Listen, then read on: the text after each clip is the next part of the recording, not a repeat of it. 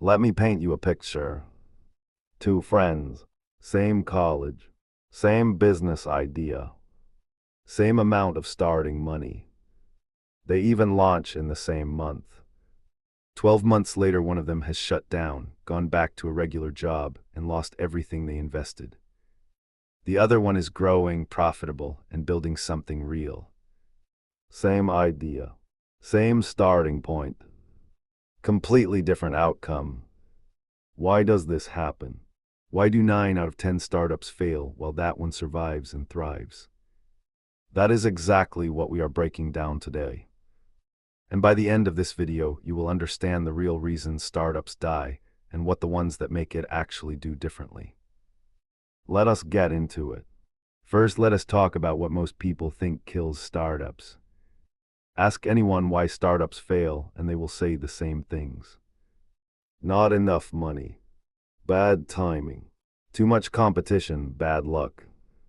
And yes, those things can contribute. But they are almost never the real reason.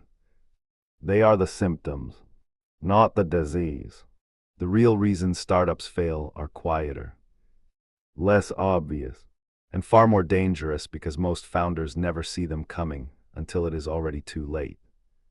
The first reason, and this one kills more startups than anything else, they build something nobody actually wants. This sounds almost too obvious. Of course you would not build something nobody wants, right? But most founders fall in love with their idea before they ever talk to a real customer. They spend months building a product in secret, perfecting it, polishing it, adding features, making it beautiful. And then they launch, and nobody shows up. Not because the product is bad, but because it solves a problem that real people do not actually care enough about to pay for. CB Insights found that 42% of failed startups listed no market need as the #1 reason they shut down. Nearly half of all startup failures come down to this one thing. The startups that survive talk to customers before they build anything. They find a real painful problem that real people are desperately looking for a solution to. They validate the idea before they invest months of time and money building it. There is a phrase the best founders live by. Fall in love with the problem, not the solution. The second reason, they run out of money at exactly the wrong moment. Most startups do not run out of money because they did not raise enough. They run out because they spent it on the wrong things at the wrong time. A startup raises some funding. Suddenly there is money in the bank and it feels like momentum. So they hire a big team, rent a nice office, spend on marketing before the product is even ready. 6 months later, the money is gone and the product still does not work properly. The startups that survive are obsessively careful with money early on. They stay lean. They delay every expense that is not absolutely essential. They focus every dollar on one thing, finding out whether their product actually works in the real market. More runway means more time to figure things out. More time to find what works. More time to survive long enough to actually succeed. The third reason, the wrong team. Most startups fail not because of a bad idea, but because of a bad team dynamic. The most common version, two founders who are too similar. Both big picture thinkers. Both excited about the vision. But neither wants to do the hard, unglamorous work that keeps a business running.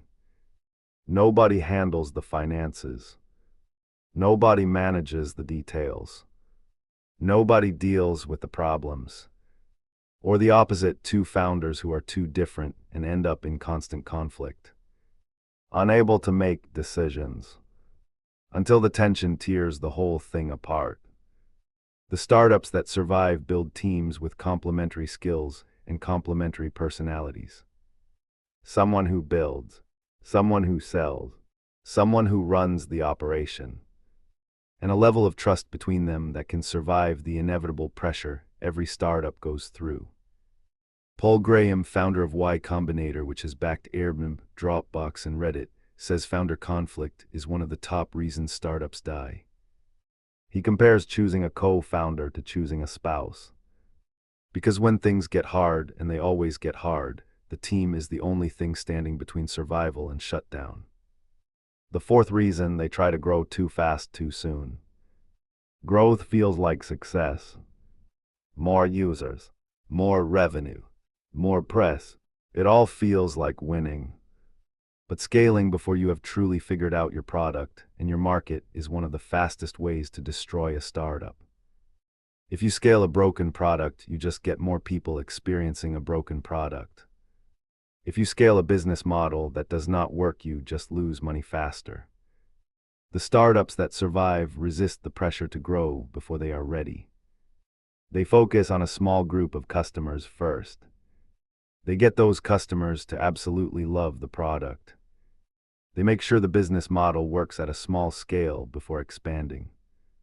There is a concept called product market fit. That magical moment when your product clicks with the market. When customers are not just using it but loving it and coming back for more. Before product market fit, everything should be about finding it. After product market fit, then you grow. Then you scale. Then you pour fuel on the fire. Trying to scale before that moment is like pouring fuel on a fire that has not been lit yet. The fifth reason they ignore the competition until it is too late. Most founders make one of two mistakes. The first, pretending competition does not exist. Pitching their business saying we have no competitors. Which is never true. And which immediately tells any experienced investor that this founder has not done their homework. The second mistake, becoming so obsessed with competition that they lose sight of their own path. Copying features. Reacting to every move. Building based on what competitors do rather than what customers actually need. The startups that survive know their competition deeply. They understand what competitors do well and where they fall short. They find the gap, the underserved customer, the unmet need, and they own that space completely. They do not ignore the competition, but they do not fear it either. They use it as a map that shows them where the opportunity lies. Now let us talk about what the startups that actually survive have in common. The first quality, they are obsessed with the customer. Not with their product, not with their technology, with the customer, with understanding exactly who they are serving, what they desperately need, and how to deliver that better than anyone else. They talk to customers constantly, gather feedback obsessively, watch how people actually use the product, and use all of that to make it better every single week. The second quality, they move fast and embrace failure. In the startup world, speed is everything. The ability to try something, learn quickly, and adjust is more valuable than any business plan. The startups that survive are not afraid to be wrong.